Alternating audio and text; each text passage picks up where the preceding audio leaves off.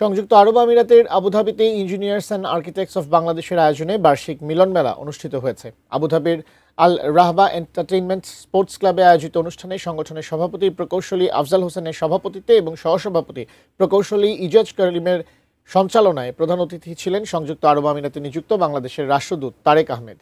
অন্যান্যর মধ্যে বক্তব্য রাখেন দূতাবাসের উপ মিশন প্রধান মিসেস শাহনাজ আক্তার বানু, বাংলাদেশ বিমানের রিজিওনাল ম্যানেজার শাহাদাত হোসেন এবং সংগঠনের উপদেষ্টা প্রকৌশলী আহমেদ হোসেন চৌধুরী।